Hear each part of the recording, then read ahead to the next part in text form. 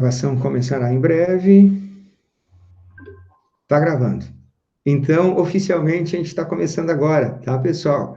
Então, sejam muito bem-vindos, um bom dia. Hoje tem bastante gente, né? Perto dos outros encontros, né? 17 participantes aí.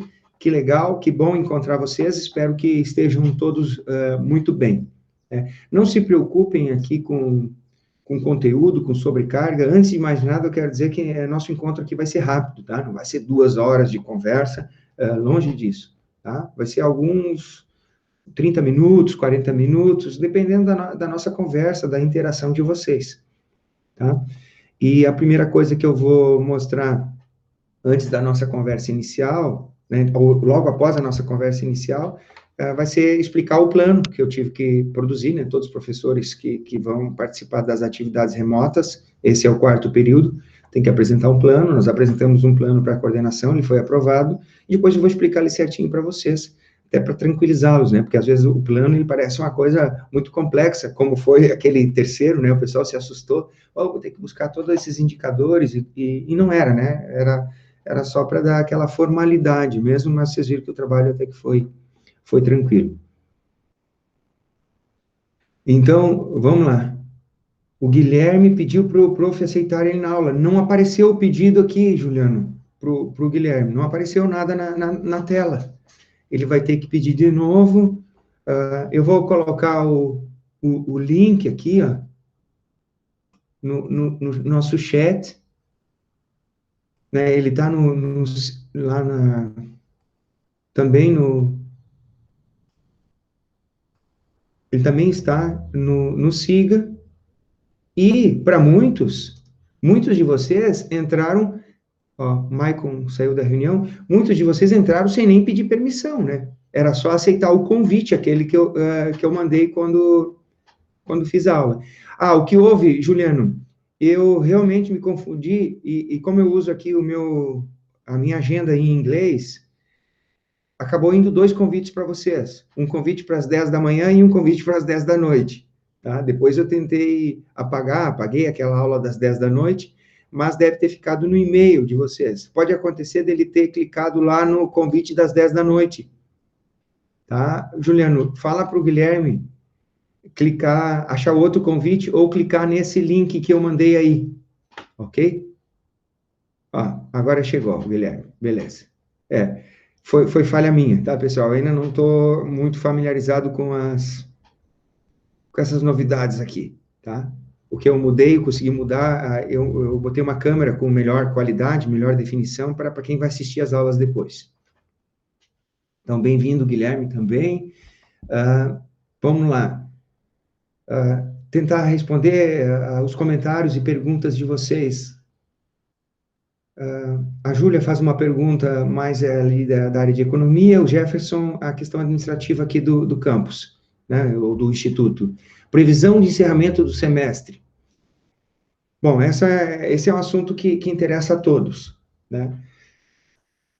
Jefferson, ninguém tem essa resposta, tá? O que eu sei é o seguinte, a economia, nós vamos conseguir terminar o semestre, para quem acompanhou, fez as atividades, nós vamos conseguir terminar o semestre no final desse mês, tá? Vocês viram que a maioria de vocês tem notas, vou também explicar essa questão das notas, tentar esclarecer um pouco mais, tá? E a economia termina esse mês, tá? Inclusive, vou explicar com a 4ª avaliação que nós vamos fazer, na verdade não é a 4ª, mas não é aquela 4ª tradicional, né? Uma recuperação. Nós vamos fazer uma prova, vai ser a 4ª nota que vai constar lá no nosso sistema, e a maioria de vocês vai estar aprovado, né? Quem tiver problema de falta de uma nota, ou achou que a nota estava pequena, estava muito baixa pelo que produziu, eu estou perfeitamente à disposição para esclarecer o que aconteceu, né? E ainda há tempo de todos recuperarem, né? De quem não fez alguma atividade, recuperar. E quem realmente não fez e não se interessou, não teve condições, aí fica em aberto, tá, Jefferson e demais. vai ficar em aberto. O professor Eduardo deu um bom exemplo. No final do ano passado, o Alexandre, né, se acidentou e ele tem muitas disciplinas em aberto até hoje. Tá? Então, é um caso semelhante, né, na questão do SIGA. Quem não acompanhou, não produziu as atividades, não vai estar automaticamente reprovado. Ele vai estar com a situação em aberto, que depois o Instituto vai ter que criar condições, oportunidades daquele aluno, se quiser recuperar. Essa é a situação.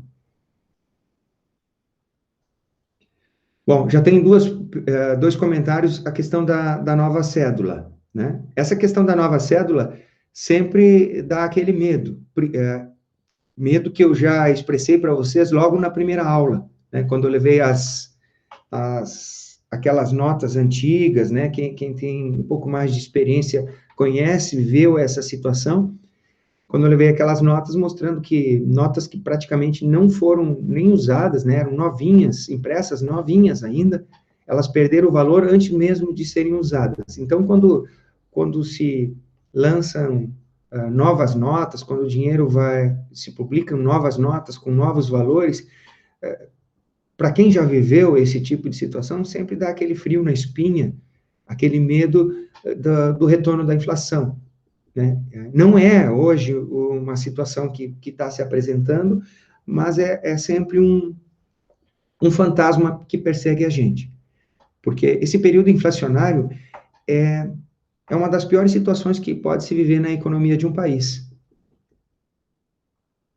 Desculpa para imprimir mais dinheiro.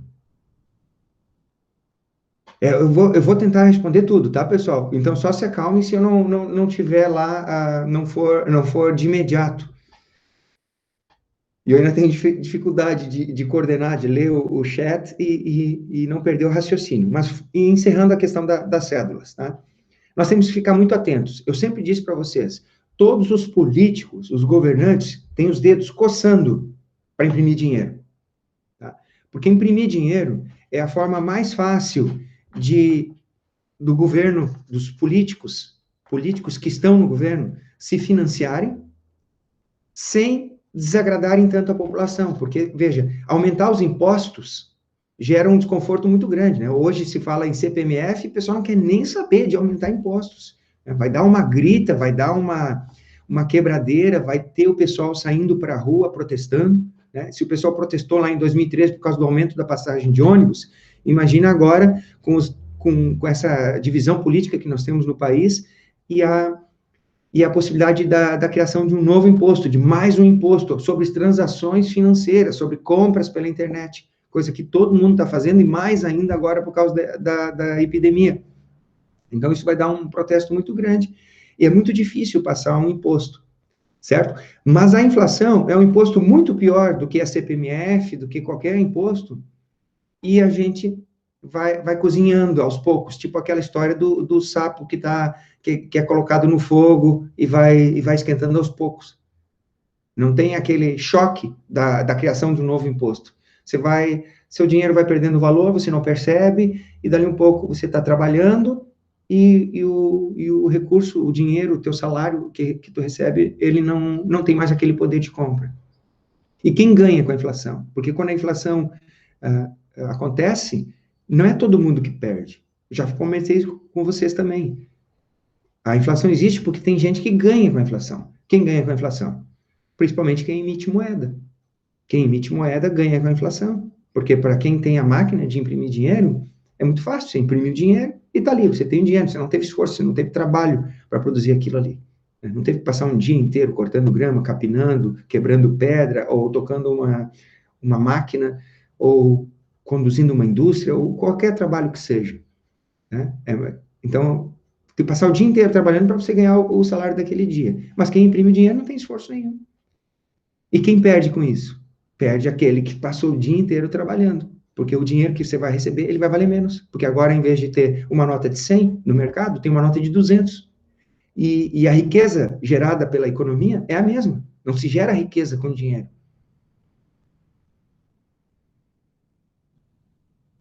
Isso. Muito bom. Eu vou colocar alguns vídeos na aula que vem, como sugestão para vocês, certo? Mas a sugestão do Vladimir é muito boa. Acompanhem lá sobre as eleições de 89. Gente, é muito importante estudar a história para você não ser enganado, né? Ontem eu vi uma postagem do Léo Jaime, acho que foi o Léo Jaime, que é um cantor, um compositor-cantor, dizendo que não reclama aí, não sei o quê, que na época da ditadura a inflação era muito maior. Então, houve hiperinflação, mas não foi na época da ditadura, foi na época do Sarney, 85, 86, até o governo Collor, lá quando, após a saída do Collor, entrou o Itamar e com ele, então, foi lançado o Plano Real, que acabou estabilizando a nossa economia. Então, não houve hiperinflação durante o período militar, houve hiperinflação após a abertura, né? Só que quem não estuda isso, quem não viveu isso, como o Vladimir, por exemplo, ou o Antônio, daqui a um pouco está acreditando que a hiperinflação foi durante o período da ditadura militar, tanto faz. Não importa aqui o espectro político que você defende, mas a gente tem que ser fiel, pelo menos, à realidade, aos fatos. Então, a sugestão do Vladimir ali está válida.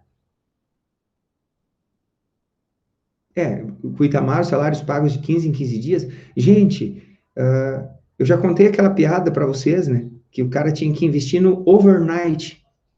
Ó, overnight. Era chamado over. Era um investimento que rendia à noite. Que se você não investisse ali, no outro dia tu estava mais pobre. Tinha que investir todas as noites. Tu tinha que investir de dia e de noite. Qual a diferença de imprimir mais notas já existentes, Guilherme Matos, e fazer uma nova nota?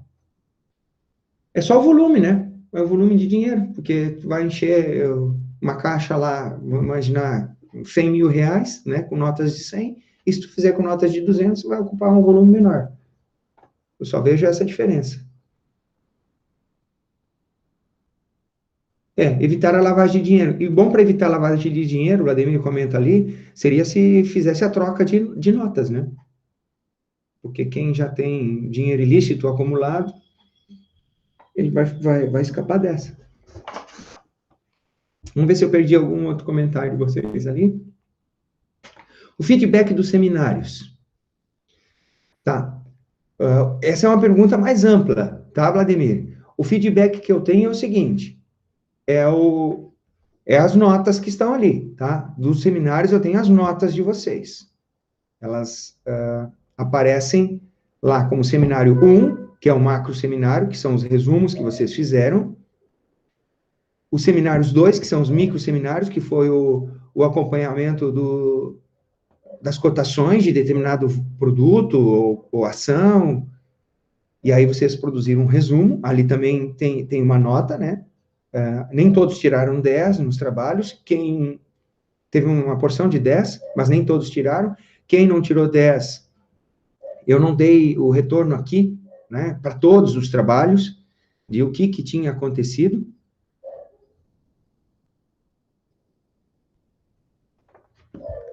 Desculpa, pessoal, chegou encomenda aqui, é complicado, né? Tem um carro buzinando aí na frente. E eu não dei o retorno de todos os trabalhos, mas as notas estão ali, e vamos fazer o seguinte, para a gente não gastar muito tempo aqui, vocês olham as notas de vocês, tá? Quem tiver dúvida, não tem problema, vocês podem perguntar aqui. Quem perguntar aqui especificamente uma nota, eu respondo aqui, esclareço aqui, mas pode a qualquer momento também por e-mail ou pelo WhatsApp, com muito gosto eu atendo vocês, tá? E não precisa ser só nos horários que eu coloquei lá, que é segunda a sexta, horário comercial. Quem já me procurou sabe que eu respondo assim que dá, tanto no final de semana, feriado, de noite, não tem problema. Eu podendo responder, eu respondo, tá? Não tem problema nenhum. Eu sou um defensor de um serviço público realmente que atenda o conceito do serviço público. Tá? Depois eu explico um pouco mais isso, porque a gente tem vivido algumas experiências aí durante a epidemia. Vamos lá. O Juliano Vargas, sobre a prova final. O Juliano está sem uma das notas porque um dos seminários você não participou, né? O micro seminário. né? Aquele de acompanhamento das cotações e o resumo. Aí eu não recebi teu trabalho, por isso estamos sem nota naquele aspecto ali. Vamos lá. Stephanie, a justificativa do Banco Central é ainda sobre as notas, foi facilitar a logística da distribuição. Exatamente, vai diminuir o volume de dinheiro. Dá para engolir, né, essas histórias. A questão é ficar sempre atento. Jefferson, sobre a questão da prova, qual a metodologia que o senhor vai utilizar para realizar ela? Então, vamos fazer o seguinte. Eu vou mostrar agora para vocês o plano desse período, tá? Explicar certinho, e aí já, na sequência, tem a prova, eu já explico a prova. Ok? Fazemos assim. De acordo, né? Então, eu vou tentar abrir o plano aqui, vamos ver se não vai travar muito. Plano que... E, pessoal, por favor, abra o microfone e falem aí. Porque eu descobri que agora que cada documento que eu vou compartilhar, eu tenho que cancelar o compartilhamento e abrir. Eu não posso pular de uma janela para outra porque ele não abre para vocês, tá? Então, por favor, se eu estiver falando um negócio e não estiver aparecendo na tela, não tiver relação com o que estiver aparecendo na tela, não tiver relação com o que eu estou falando, por favor, me interrompam.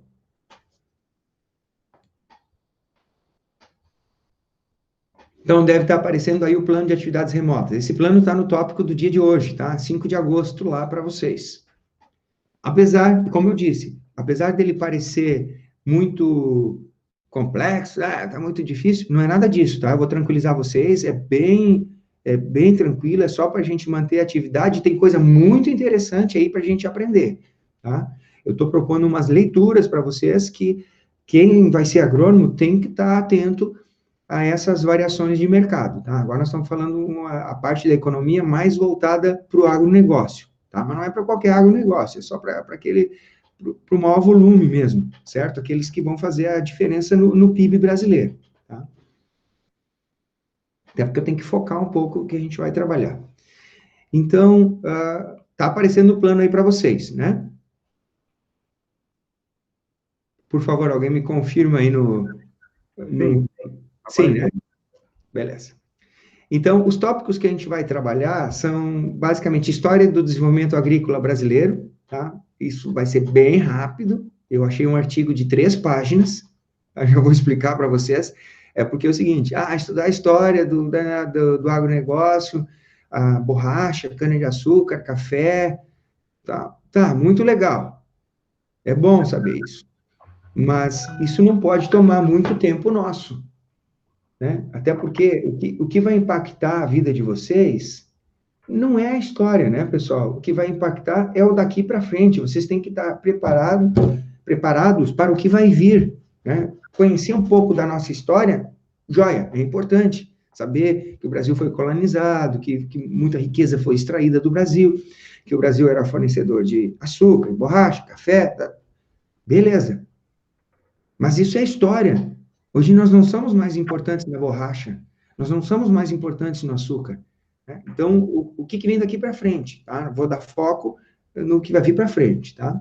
Então, a agropecuária na economia brasileira e mundial, aqui o aspecto mais importante que eu acrescentei, que é projeção para o agronegócio para a próxima década, tá? Aqui sim, a gente tem que ter ideia, vocês têm que estar atentos, e eu trouxe um material muito bom da Embrapa, que é justamente, chama exatamente isso, projeção para o agronegócio para os próximos 10 anos. Na verdade, para os próximos 9, né? Porque ele é de 2019, tá? Mas, aqui sim, eu vou deixar um exercício, uma leitura para vocês, uma leitura leve também, não se preocupem, tá? Nada muito pesado, que vai tirar tempo de vocês, mas que vai ser importante. E revisão das ARs anteriores, na verdade, é os macroseminários, né? Aqueles resumos que vocês fizeram, eu vou cobrar que cada aluno leia o resumo do outro grupo. E aí é uma leitura bem tranquila também, porque foi 2 páginas cada trabalho, então, numa manhã, numa tarde, vocês conseguem ler tudo, tá? Que é para quem não leu todo o livro do Mises, é uma oportunidade boa. Quem leu todo o livro, é só dar uma olhada nos resumos dos artigos do pessoal que tinha material para ler fora do livro do Mises, até para ter os contrapontos ali, tá? Ou então, quem não leu todo o livro, não interessa, pega e lê lá os resumos dos grupos. Tá? Eu não editei os resumos, eu deixei os resumos exatamente como os grupos mandaram, eles estão, claro, lá no SIGA já há muito tempo, estão no SIGA, e o que nós vamos cobrar de vocês é, basicamente, o conteúdo da matéria, mas forçando aqui com foco nos macro seminários e no que a gente vai trabalhar agora nessas 3 semanas, hoje mais nas 2 próximas semanas, tá, pessoal? Isso. Então, está aqui explicado, né? Dia 5, 12, 19 e 26, nós vamos ter os encontros virtuais, tá? O 26 vai ser praticamente só para tirar alguma dúvida e fazer a prova, que eu já vou explicar em seguida. O Jefferson perguntou, mas acredito que seja, assim, a angústia e preocupação de todos vocês, tá? Gente, uma prova muito tranquila, tá? Eu não sei nem como falar isso aí para vocês. Eu já fiz prova aqui pelo online, né? Fiz com os alunos do técnico e tal. Então, vai ser uma prova tranquila. Eu vou usar o formulário do Google, tá? E com algumas ali 15 ou 20 perguntas para vocês objetivas, né? Você marca o xizinho lá no lugar certo, com tempo para realização de 30 minutos. Tá? Bem tranquila mesmo. Claro que precisa, né, dar uma lida ali nos macro seminários, saber do que está falando, ler os materiais e os vídeos que a gente vai sugerir para vocês, mas tudo muito tranquilo. E como é 30 minutos, ainda dá para, né, não vamos tapar o sol com a peneira, ainda dá para o aluno que está ali respondendo a prova, ainda dá tempo de pesquisar alguma coisinha, né? Dá para dar uma coladinha, vamos dizer assim. Dá para fazer uma leitura que ajude a responder as perguntas. Claro que não dá para pesquisar todas as perguntas, senão não vai dar no tempo para responder. Né? Muitas vocês vão ter que ter realmente estudado, ler a pergunta e bater de pronto, assim, a resposta em função do conhecimento da leitura que vocês fizeram, tá? Mas é bem tranquilo. Uma prova online vai ser usando o formulário do Google e o link disponibilizado no dia ali, tanto no SIGA, como aqui no chat do Meet, e onde mais vocês quiserem também, eu coloco o link ali, vocês abrem o formulário e fazem a prova em 30 minutos.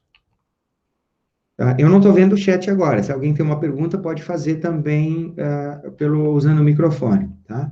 Então, como é que está dividida essa carga horária? Gente, falta 10 horas para nós terminar a carga horária da disciplina, tá? Então, ela está dividida ali, deu 10 horas, tá? 3.33, 3.33, 3.34.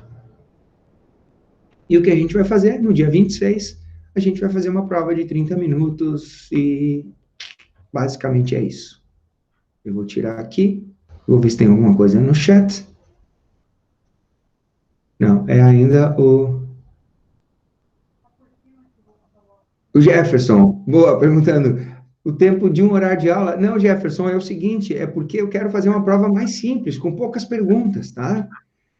Olha, para fazer uma prova com 1 hora ou com 2 horas, com o horário da aula, eu teria que fazer uma prova maior, certo? Então, eu estou fazendo uma prova pequenininha, com poucas perguntas, 15 perguntas objetivas, não vai chegar a 20, tá? No máximo 20, mas a minha ideia é fazer 15 perguntas e marcar um xizinho, e perguntas que tu vai responder de bate-pronto ali, tá? Para usar o tempo todo da prova, eu teria que fazer tipo uma prova com perguntas abertas, discursivas, porque, sei lá, eu estou fazendo mais para cumprir tabela, se é que vocês me entendem, tá, pessoal? É uma prova mais tranquila para fazer. Bom, vocês me entenderam, né? Eu vou fazer uma prova para cumprir tabela. Quem não puder fazer a prova no horário estabelecido é aquela coisa, cai no limbo, né? No buraco negro, sei lá. A gente faz uma segunda chamada, não tem problema, estou fazendo isso no curso técnico também, isso acontece, né? Tem colegas agora que não estão aqui na aula porque estão trabalhando, tem outros compromissos, não tiveram conexão com a internet, acontece, tá? Nós vamos fazer uma segunda chamada, não tem problema nenhum. O problema é quando fazer essa segunda chamada, porque a gente faz em um horário diferente, e mesmo nessa segunda chamada, com um novo horário, o que vai acontecer? Vai ter alguém que que não, por algum motivo, não vai poder fazer também, né? Ah, mas eu não posso na quinta de noite, só posso sábado de manhã, o outro não pode. Então, sempre vai ficar alguém com a situação em aberto. Ô, professor, então por que o senhor não faz no Siga? E daí coloca com uma tentativa e coloca o tempo de 30 minutos aí, assim as pessoas conseguem fazer no horário que elas puderem, entendeu? Tem bastante professor que faz assim, porque daí é como faz em forma de questionário e bota um tempo. Eu sei, Stephanie, essa é uma opção, mas aí é o seguinte, isso abre espaço, né, oportunidade para algum aluno que não está aproveitando a matéria, que não se interessa, subir nas costas de outro, né? Alguém abrir primeiro, ver todas as questões e passa para um colega que vai fazer depois, né? Ou seja, não existe um sistema perfeito, concordo, tá? Mas, nesse caso, eu teria que fazer um banco de questões.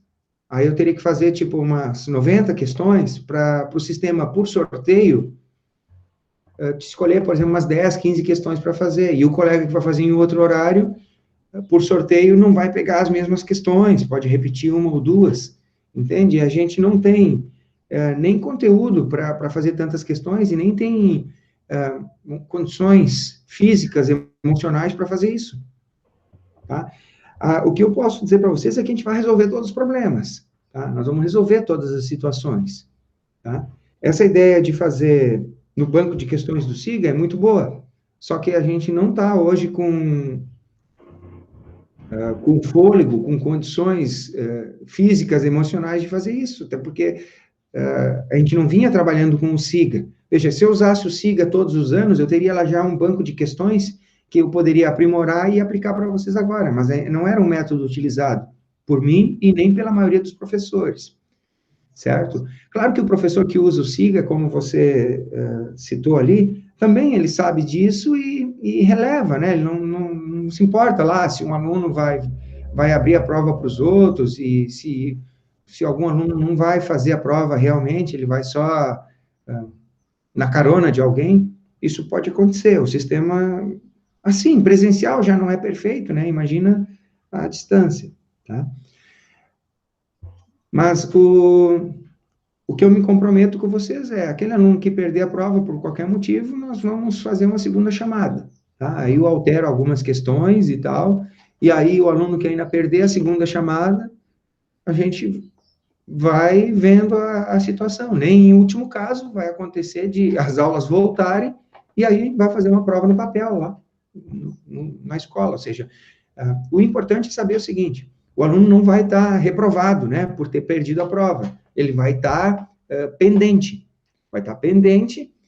e, e vai ser, como desde o início eu venho falando para vocês, de acordo com as normas aqui do Instituto, ele vai ter a oportunidade, o Instituto, através do professor, vai dar a oportunidade para o aluno recuperar aquilo que ele não desenvolveu por qualquer motivo que seja. E a prova se enquadra nisso, né? Ah, não fez a prova, não tem problema, vai ter segunda chamada. Não pôde fazer, não tem problema, vai ficar em aberto. Tipo, vou citar de novo o exemplo do Alexandre. Fica em aberto até que se crie a estrutura lá, a estratégia, para que ele responda, para que ele faça o trabalho, a avaliação. Aí vai fazer e pronto, tá, pessoal? Então, alguém que perca a prova não vai estar com zero, tá? Ele não vai estar com zero. Vamos lá. Jefferson. Professor, não pude acompanhar as aulas, fez aula prática de compra e venda de ações? Não fiz, Jefferson, tá? Não fiz nenhum workshop, nada. Nem de título, tadinho do cachorro. Estão arrastando uma mesa ou estão matando o cachorro?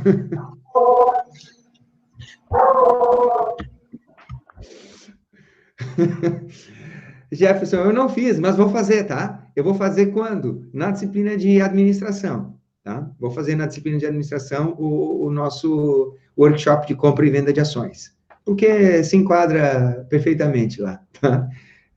Muita coisa que a gente não viu na economia, nós vamos fazer na administração, não se preocupem, a gente vai recuperar, tá? E tem muita coisa interessante se eu tivesse, tá ali na minha sala, mas eu tenho um bloco, sem brincadeira, gente, ó, dessa grossura, de ordens de ações, para a gente dar uma olhada, dar uma estudada. Tá? Inclusive, eu não tenho gravado aqui, mas eu vou mostrar para vocês. Quem acompanhou uma das primeiras aulas nossas,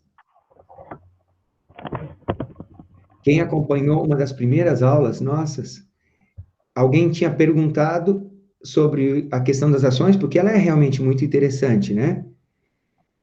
Tinha perguntado e eu mostrei uma lista de ações que eu estava. Já vou responder lá as perguntas do chat, tá? Eu mostrei uma lista de ações que eu estava monitorando para adquirir, para comprar naquele período, tá? E isso foi no comecinho de abril, tá? Vocês devem estar vendo aí isso que está na tela de vocês, está aparecendo, né? Ações que eu estava monitorando. Gente, a maioria delas eu comprei um pouquinho, a maioria delas, tá? Então, CEMIG, eu tinha aqui, ó, olha a primeira, por exemplo, CEMIG é a Companhia de Energia Elétrica de Minas Gerais. Está aparecendo na tela de vocês? Sim. Então, CEMIG, 5 de abril, estava 7,95 e tinha perdido 49% do seu valor em função da epidemia. Tá? São 10h33 agora. Eu vou olhar aqui. Essa ação agora está 11h17. Certo, pessoal? Então, ela recuperou um monte, né? 11h17 para 8 deu uma boa subida aí, uns quase 40%, tá? E assim seguiu todas as empresas, Energias do Brasil, a Engie, a Eletrobras, pessoal, Eletrobras tinha...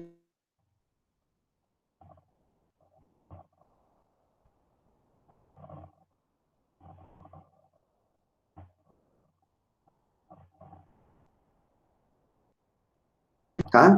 Eu comprei a 33, mas podia ter comprado, veja, a 21, ela está 37,78 nesse momento. Ô, professor, Pode licença, falar. é que essa última parte que tu falou, ela travou, eu não sei se foi só pra mim, eu vi que mais gente comentou que deu uma travada no som, daí eu não consegui escutar, se o professor puder repetir. Vou repetir. A CEMIG estava em 5 de abril a 7,95. Hoje ela está, nesse momento, a quase 11,20. Tá? A CEMIG, que é a empresa de energia elétrica de Minas Gerais. A Eletrobras é uma estatal. A CEMIG também é uma estatal, mas é do estado de Minas Gerais. E a Eletrobras é do governo federal. A Eletrobras estava em 5 de abril a 21,67. Vocês ouviram isso, né? Sabe quanto está essa ação agora? 37,78, nesse momento. Tá? Houve um ganho de 90%. 90% desde 5 de abril. Tá? Então, e aí várias outras aqui, né? Para dizer uma que não subiu, essa aqui, IRB. A IRB caiu, tá? Seguridade, Banco do Brasil, Seguridade 23, ela está batendo 30 hoje. A Marco Polo estava 2,22, tinha caído 57% com a Covid. Marco Polo é de carrocerias de ônibus, lá de Caxias do Sul. Estão ligados, né? Olha quanto está a Marco Polo agora, 2,85. Ela não subiu muito, né? Não subiu muito, mas ela chegou a mais de 3 já, 3,35 e agora dá 2,85. De qualquer maneira, é uma subida considerável em relação ao 2,22 do 5 de abril. Tá? Então, o mercado de ações realmente ele é super interessante e nós vamos sim fazer nosso workshop, né, mais presencial. Tá? Travou. Para vários travou. Vamos ver aqui se eu tenho problema com a internet.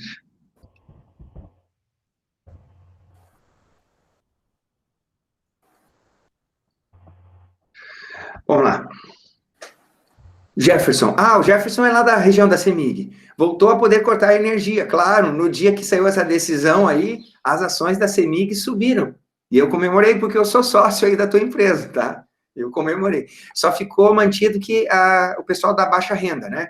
Quem tá enquadrado como baixa renda, quem está enquadrado como baixa renda também, até o fim do ano, não pode cortar a luz. Mas os demais consumidores que não pagarem, vai cortar a luz, sim.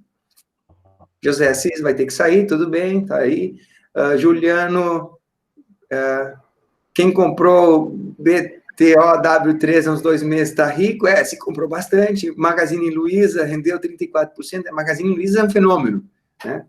Mas, vamos lá. Quem mais tinha falado alguma coisa de ações? Nós vamos voltar a falar sobre ações mais adiante. Ô, prof. Fale. Pode falar. Cortou tá. de novo? Não, eu tô trabalhando aqui na estufa, mas eu tô acompanhando a aula, só não tô escrevendo no chat, tá? Vou mostrar um pouquinho aqui, ó. Isabel? Isso. Tá certo, conseguindo Isabel. Vamos ver. O que a Isabel está mostrando, Isabel? Tu tá com a câmera ligada, alguma coisa? Tô. Não tá conseguindo ver? Não, eu não tô vendo. Ué. Acho que é minha internet. Estou aqui no campus. Tá. Eu não sei também como fazer aqui, como poder ajudar. Tá aparecendo? Agora não tá aparecendo. Eu já parei de filmar. Mas eu tô aqui na estufa de suculentas, daí eu tô trabalhando e tô ouvindo o senhor.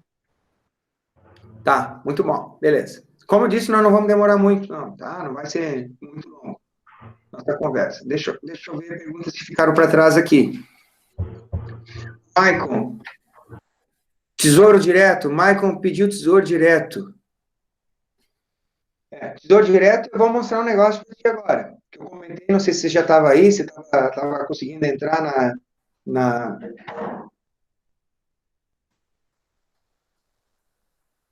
Estou tentando ver, ele não...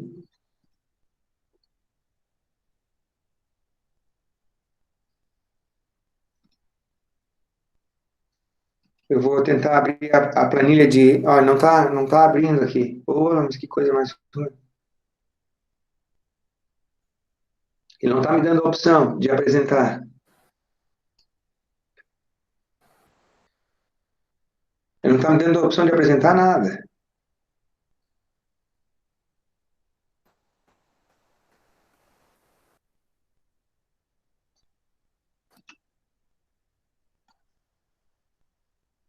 Não.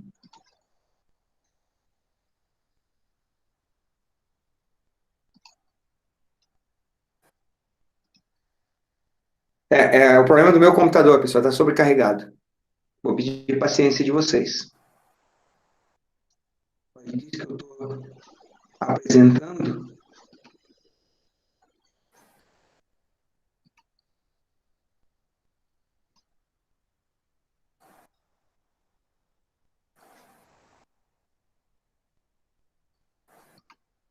Não, ele não está me deixando.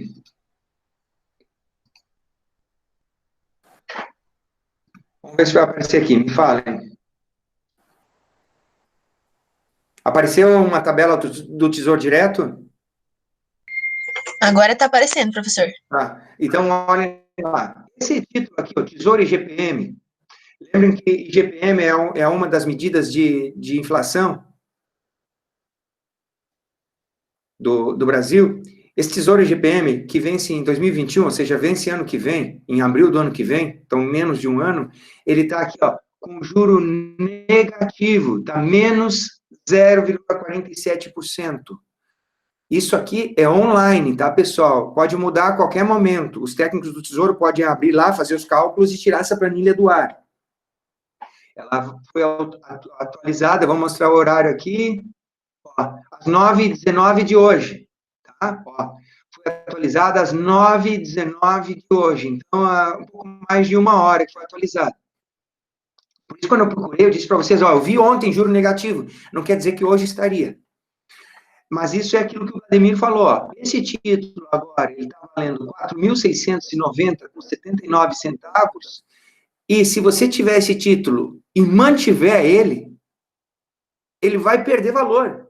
Ele está com juro negativo. Então, se eu ficar com ele até 1º de abril, ele vai perder esse valor aí em termos anuais, 0,47 negativo por ano. Ou seja, se eu guardar ele até abril, em abril ele vai valer menos do que vale agora.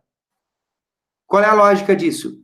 É vender imediatamente esse título e fazer alguma coisa com ele, ou comprar, como o Juliano, as ações da Via Varejo, ou gastar o dinheiro, jogar ele na economia de outra maneira, certo? Não faria sentido ter o título com juro negativo.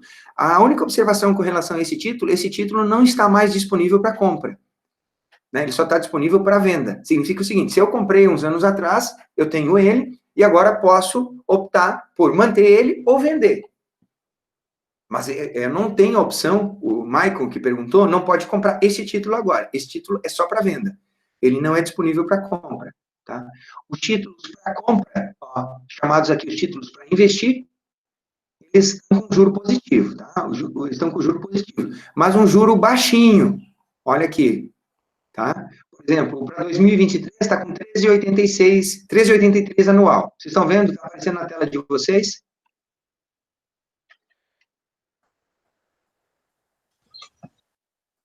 Sim. 3,83 anual, está aparecendo. Tá? Então, é um juro muito baixo, 13,83 por ano. Lembre-se que há pouco tempo a poupança rendia 6% ao ano e a gente achava já que não valia a pena, que não sei o quê.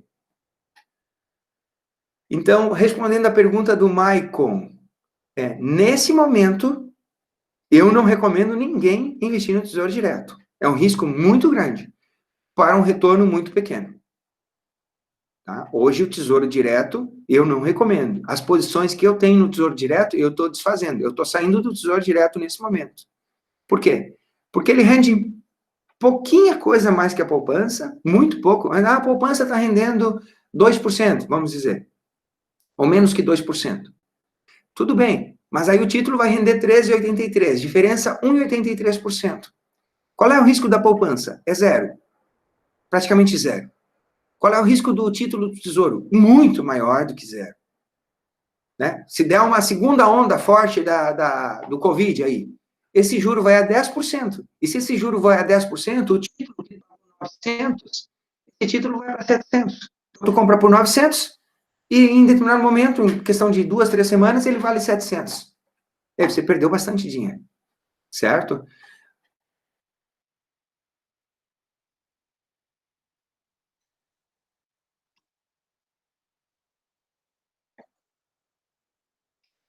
Então, eu não sei, ninguém me respondeu aí, tá aparecendo, né? Apareceu, vocês botaram no chat aqui, mas assume a tela inteira e no chat não aparece. Então, tá aí, tá respondidas as perguntas até agora. Ó, alguém diz ali, eu tentei. Quem é que falou ali que eu tentei? Isabel. Ah, Isabel tentou, tá certo. Então, Maicon, tá respondida a tua pergunta? Nesse momento, qualquer um que me pergunte, as pessoas me perguntam realmente, Tesouro Direto? Tesouro Direto, cara, não vale a pena. É um risco grande para um retorno pequeno. Vocês viram ali, para 2023, tu segurar o título para 2023 e ganhar 3%, 3 e pouquinho. E veja, você não ganha, eu já expliquei isso no quadro lá para vocês, você não ganha aquele 3,83, tá? Porque você tem que pagar a custódia da bolsa, da B3, né? Que é em torno de, agora é 0,25%. 0,25% ao ano é a custódia da B3. E tu ainda vai pagar imposto de renda sobre o ganho. Tá? Então, se deixar 2 anos, tu paga 15% de imposto de renda sobre o ganho. Então, tu paga o 15% do 13,83%. Então, tu ganha 13,83%, mas não ganha todo esse valor. É descontado 15% dele. E ainda 0,25% bruto é tirado em função da tarifa de custódia. Significa, fazer um cálculo por cima, tu não vai ganhar o 3,83, tu vai ganhar 3, ou 2 e alguma coisa. Já viram que aí é bem pouca coisa superior à poupança, que de forma alguma compensa o risco. De forma alguma compensa o risco. Minha opinião, certo? Certo, professor. Eu perdi o começo da explicação, mas entendi já que não é boa, né? Mas e o LCI e LCA é a mesma coisa? Eles são muito parecidos, tá? Hoje eles não têm mais esse nome, tá? Eles não têm mais esse nome hoje, o Michael. Hoje eles são chamados pelo conceito deles, né? Se ele é prefixado, ele é chamado Tesouro Prefixado tal ano. Se ele é indexado à inflação, ele diz Tesouro IPCA a tal ano. Ele não é mais chamado com aqueles nomes que você citou aí, que eram os nomes que confundiam muito a população, porque tu tinha que, primeiro, ir lá, olhar no dicionário o que significava, né? Esses termos. E agora eles simplificaram para tornar mais popular o investimento. Ele a Tesouro IPCA é indexado à inflação, o prefixado, ele é um valor prefixado, né, já no momento da compra, já é definido qual é o juro que tu vai ganhar. Então, para simplificar o entendimento para o cidadão brasileiro. Tá? Mas isso que eu falei sobre não ser interessante nesse momento, vale para qualquer um. Vale para qualquer um. Qualquer um. Pode ser tanto indexado à inflação, como prefixado, como indexado à Selic. Hoje, na boa, cara. Se tu tiver um dinheiro para investir, você tem que estudar muito bem o que vai fazer. Mas Tesouro Direto é risco para um retorno pequeno. Porque para todo investimento você tem que fazer esse balanço, né, entre o risco e o retorno. Então, o Tesouro Direto te rendendo 3%, ou menos que isso, é um retorno pequeno, e o risco é grande. Grande por quê?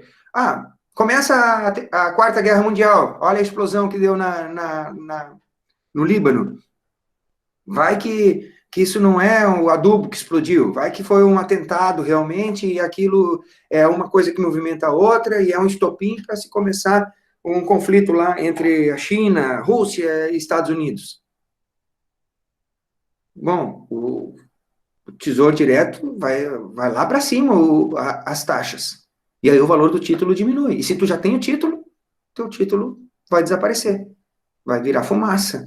Tipo, como aconteceu para quem tinha Tesouro Direto antes ali em março, né? Março, abril, quando explodiu a epidemia. Os títulos desvalorizaram um monte, o juro subiu, e quem tinha pago 1.000 num título, no outro dia tinha 700. Tá? Então, tu corre um risco muito grande para um retorno muito pequeno. Tá? Então, qualquer investimento tem que ser pesado isso, a relação entre o risco e o retorno. Que deu das perguntas, né? Vamos lá, que agora a gente já gastou muito tempo aqui. Eu achei que ia ser mais rápido, tá? Mas, assim, está sendo muito bom eu estar aqui com vocês, poder compartilhar esse pequeno momento com vocês. Eu vou fazer uma apresentação aqui, vamos ver se eu consigo agora, né? Porque ele me tirou as opções de apresentar.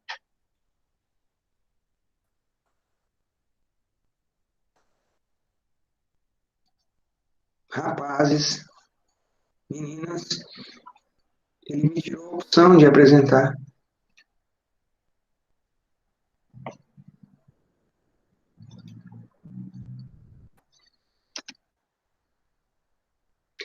Eu deixei uns 4 materiais no Siga, referentes à data de hoje. Voltou aqui, ainda bem. Vocês estão preparados para acompanhar um pouquinho? Tem um pouquinho de paciência ainda? Eu vou mostrar o que seria estruturas de mercado. Tá? É uma apresentação de slides que tem lá. Eu vou passar a versão resumida para vocês. Vou tentar ser o mais breve possível.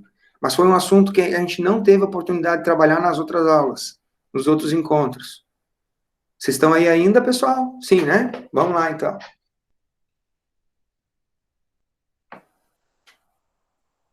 Então, só me confirma alguém, por favor, no microfone, que está aparecendo aí esse slide, estrutura dos mercados. Está aparecendo, professor. Beleza. Aparecendo. Então, pessoal, nós vamos falar rapidamente questões conceituais sobre como são definidas as estruturas de mercado, certo? Na economia, se tenta conceituar, se tenta classificar, se tenta nominar as estruturas que tipo na biologia, né? Mas muitas vezes não correspondem fielmente 100% à realidade, tá? Mas é uma forma de se organizar o ensino, o estudo, o conhecimento, tá? Então, eu tenho que fazer essa conversa prévia com vocês. Tá? Então, tem aqui a definição do que é mercado, os pressupostos do mercado. Eu vou ter que pular tudo isso para não encher vocês, porque aqui tem 49 slides, tá? Eu vou direto para o que interessa, que é as estruturas de mercado, né? Como é que elas são classificadas? Elas são classificadas de acordo com a quantidade, com a característica do produto que nós estamos conversando, né, com a mercadoria, de acordo com a quantidade de vendedores e a quantidade de compradores, né? E os vendedores podem ser chamados de fornecedores também, e os compradores podem ser chamados de consumidores, né? Então, nós temos dois extremos, tá? Voltando aqui ainda, dois extremos nas estruturas de mercado. Se a gente fala esses dois extremos, fica mais fácil de entender o que tem no meio. Os dois extremos são o seguinte: a concorrência perfeita e o monopólio. São os dois extremos. A concorrência perfeita é quando tu tens um grande número de produtores, de fornecedores de um determinado produto, e um grande número de compradores para aquela mercadoria, para aquele produto. Isso, a concorrência perfeita é um modelo teórico, ela na prática, na verdade, nem existe, certo? Porque toda concorrência, ela tem alguma imperfeição, né? Todo mercado tem alguma imperfeição. Então, concorrência perfeita é só um nome, um modelo teórico. Mas tem muitas situações em que o mercado se aproxima demais da concorrência perfeita. Se a gente tivesse ido lá no Ceasa, lá, agora só por vídeos, né? E eu nem vou passar o vídeo do Ceasa aqui, mas você já deve ter uma ideia de como é que é um Ceasa. Principalmente o mercado central do Ceasa, e falando aqui do de Porto Alegre, que é chamado de Pedra, ou Galpão do Produtor, ele é um bom exemplo de concorrência perfeita, ou do modelo mais próximo da concorrência perfeita. Por exemplo, o cara que está vendendo tomate lá dentro tem centenas de pessoas vendendo tomate. E naquele mercado entram centenas de pessoas querendo, para não dizer milhares, querendo comprar tomate. Então, como é que vai se estabelecer o preço do tomate numa situação dessas? Nesse caso, o preço do tomate vai se estabelecer pela lei da oferta e da procura, sem praticamente interferências. O que quer dizer essa questão sem interferências? Significa que um único vendedor, ele não vai ter condições de interferir no preço do tomate, nem para cima, nem para baixo. Eu vou vender o meu tomate mais caro. Ele não vai conseguir vender. Eu vou vender o meu bem baratinho que eu quero ir embora. Verdade, ele vai vender o dele bem baratinho e vai conseguir vender. Só que no meio de centenas de vendedores, ele não vai conseguir afetar o preço médio do tomate. Da mesma forma, um único comprador não vai conseguir entrar lá no Ceasa e mudar o preço nem para mais, nem para menos. Porque existe uma concorrência entre os compradores também. Então, num mercado como o do tomate no Ceasa, onde tem centenas ou milhares de vendedores e centenas ou milhares de compradores, nós estamos muito próximos de uma concorrência perfeita. O que acontece na concorrência perfeita? Um único ente, né? Um único comprador ou um único vendedor não consegue interferir no preço e nem não mexe no mercado, não mexe na quantidade do mercado.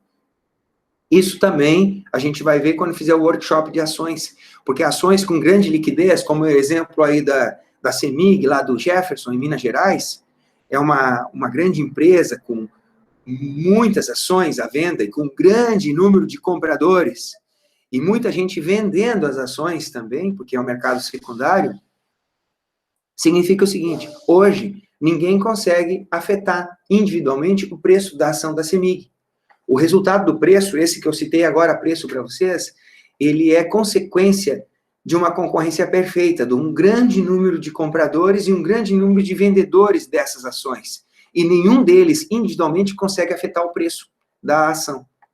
Então, o mercado de ações e o mercado da Ceasa são os melhores exemplos que eu consigo dar para vocês daquilo que é o mais próximo da concorrência perfeita, onde tem um grande número de vendedores e um grande número de compradores, e nenhum deles individualmente consegue afetar, mexer muito no mercado, não consegue afetar o preço daquele produto, certo?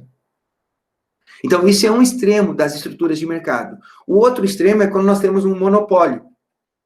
E aí vocês poderiam cavocar aí na cabeça de vocês, tentar lembrar vários exemplos de monopólio, mas um que sempre surge, pinta na nossa cabeça num primeiro momento, no Brasil, é o monopólio dos combustíveis, da produção, né, da exploração, do refino. Olha, tem um caminhão aqui na minha rua, tá bem bom o barulho, que é o monopólio da Petrobras no Brasil, né? Então, como é que é definido o preço da gasolina ou do diesel?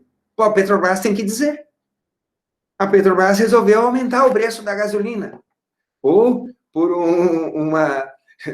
uma dádiva divina, né, eles, por algum motivo, essa semana resolveram baixar em 0,00005% o preço do diesel. E nós todos, pobres, mortais, temos que agradecer, porque trata-se de um monopólio. No monopólio, há um único vendedor, um único fornecedor e vários consumidores. Então, como que o mercado pode ser afetado? Da parte dos consumidores, eles têm que esperar o que o monopolista vai decidir. Então, o monopolista decide que vai aumentar o preço da gasolina. E o que pode fazer? Nada, só chorar. Só sentar e chorar. Não há o que possa ser feito. Certo? Então, agora nós temos dois extremos das estruturas de mercado, que é a concorrência perfeita e o monopólio. E dentro desses dois extremos, entre esses dois extremos, nós temos várias outras estruturas que tentaram, como eu falei para vocês no início dessa conversa, tentaram ser conceituadas, classificadas, e eu vou mostrar um gráfico para vocês, isso tudo está lá no SIGA, tá? Então, eles estão aqui nominados, tá? Desde concorrência perfeita, né, até o monopólio, aí nós temos oligopólio, concorrência monopolista, né, e o monopsônio e oligopsônio. E essas questões aí nós temos, e ainda existe um caso extremo de monopólio bilateral, quando só tem um comprador e só um vendedor. Professor. Pois não. Onde você acha que a Ambev está classificada? A Ambev. Muito bom, meu querido, muito bom, tá? Inclusive, a Ambev está dentro do exemplo aqui. Foi o Vitor que perguntou, né, Vitor? Acho que é o Vitor. Isso. Ó, a Ambev, ela está dentro de um tipo de oligopólio, tá? A Ambev está aqui, ó, no oligopólio. Deixa eu botar aqui, ó. Esse gráfico é interessante. Esse gráfico vocês têm que memorizar, tá, pessoal? Se fosse prova presencial, se a prova fosse presencial, eu ia pedir para vocês desenharem esse gráfico aí, tá? Como vai ser uma prova de cruzinha online, esse gráfico vai cair, mas só para vocês marcarem um xizinho no lugar certo, tá? Então, a Ambev, respondendo aqui o Vitor, se classifica como aqui dentro de um oligopólio bem limitado. Por que um oligopólio se cada um pode produzir? E a Ambev, claro, ela está dividida ali no segmento das cervejas e dos refrigerantes, né, principalmente. Mas vamos falar no que interessa. O que vocês acham que interessa mais? Os refrigerantes ou a cerveja? Onde é que a Ambev ganha mais dinheiro? Onde é que ela lucra mais? Respondam aí para mim. Pode abrir o microfone. Onde é que ela lucra mais? Com cerveja ou com refri?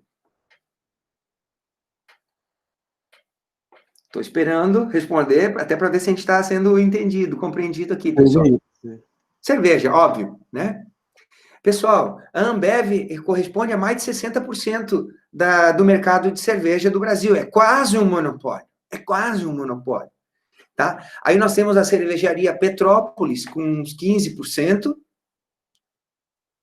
A Petrópolis, eu acho que é a Itaipava e algumas outras marcas assim. Tá? Eu não sei, porque eu não entendo muito de cerveja, não gosto muito, só bebo uma ou duas por dia e deu. Tá? Mas... E aí depois tem algumas outras participando do restinho do mercado. Né? Então, mesmo que tu possa imaginar, mas tem muita cervejaria artesanal, hoje isso está expandindo bastante, verdade. Mas, gente, não faz muitas cócegas, né? Não chega a afetar o mercado da Ambev. Então, a Ambev, Vitor, ela está aqui, ó, do monopólio para o oligopólio, e nem está dentro do... Ela está aqui, ó, não está para o lado da concorrência perfeita, ela está entre o monopólio e o oligopólio, porque ela sozinha representa mais de 60% do mercado de cervejas no Brasil. Tá? As principais marcas são todas dela. Brahma, Antártica, Skol. Brahma, Antártica, Skol. O que é? Ambev. Fora várias outras aí, que eu também não sei todas. Tá? Mas, poxa, Brahma, Antártica, Skol. Né? Então, tu muda de uma cerveja para outra, mas tu tá dentro do mesmo monopólio, praticamente. Monopólio e oligopólio. Então, a Ambev se classifica aqui. Tá? Entre monopólio e oligopólio. Veja no gráfico aqui, ó. Número de consumidores grande, número de vendedores médio ou pequeno, né? Ela está aqui. Número de vendedores são poucos vendedores, grandes consumidores. Quase todos nós somos consumidores de cerveja. Quase toda pessoa que você conhece é consumidor da Ambev. Estão entendendo? Então, nesse gráfico, a Ambev fica mais ou menos aqui. A flechinha está aparecendo para vocês? Aparece a flechinha aqui, ô Vitor? Do mouse. Sim, professor. Tá aparecendo, professor. Então, a Ambev estaria por aqui, entre o monopólio e o oligopólio. Vocês entenderam o porquê, né? Ela sozinha representa por mais de 60% do mercado de cervejas no Brasil. Ok? Então, no gráfico, a gente consegue ver aquilo que eu falei para vocês, ó. Grande número de consumidores, grande número de vendedores, concorrência perfeita. Exemplo, ações da CEMIG. Exemplo, alface lá no Ceasa, tomate no Ceasa, praticamente qualquer produto no Ceasa. Tem um monte de pessoas vendendo e um monte de pessoas comprando. Tá? Eu estou falando dessas hortaliças, assim, as mais comuns, né? Bota lá cebola, cenoura, esse tipo de coisa. Não falando de alguma coisa mais específica, que tem pouca gente lá vendendo no Ceasa, porque tem algumas frutas e algumas hortaliças mais exóticas. Eu não estou falando disso. Eu estou falando daquelas que a gente tem na despensa de casa, né? Na nossa fruteirinha em casa. Tá? Grande número de consumidores, grande número de vendedores. Concorrência perfeita. Monopólio. Olha lá. Exemplo melhor no Brasil não há do que o do petróleo. Tá? Gasolina no Brasil. Ó. Grande número de consumidores. Um único vendedor. Petrobras. Certo? E aí existem as situações intermediárias, tá? Inclusive tem um que não aparece aqui, que apareceu no slide anterior, que é, por exemplo, concorrência monopolística. Cara, que bicho é esse? Até eu tive dificuldade de entender o que seria isso aqui, a concorrência monopolista. Não é monopolística, é monopolista, tá? Concorrência monopolista. Isso é, quando tem vários vendedores, mas cada um desses fornecedores tenta dar um toque especial, um toque particular no seu produto, tenta diferenciar o seu produto. Aí nós temos vários exemplos também, como sabão em pó, por exemplo. O sabão em pó, o Omo, domina o mercado. Acho que é 50% do mercado de sabão em pó é Omo. Né? Mas sabão em pó, poxa, tem um monte de marcas. Não é concorrência perfeita. Né? É uma concorrência baseada em cima das marcas. O melhor exemplo que eu consigo dar de concorrência monopolista para vocês é o mercado de smartphones. Smartphones. Tem o número de compradores, é praticamente a população do planeta Terra, né? Tem muitos compradores para smartphone. Vendedores, tem várias marcas, né? Não é uma concorrência perfeita, né? Porque não tem grande número de marcas, mas tem várias marcas, sim. Mas cada uma delas tenta dar um toque pessoal, particular, faz um marketing no seu produto, o que transforma esse mercado, nesse típico de concorrência monopolista. Por exemplo, todos sabem a diferença de um iPhone, né? De um Samsung, por exemplo. Né? Eles têm as suas diferenças e o mercado consegue enxergar isso, e um produto da Apple chega a custar 2, 3 vezes mais que o da Samsung. E aí, da mesma forma, o Motorola tenta dar a característica específica do seu produto.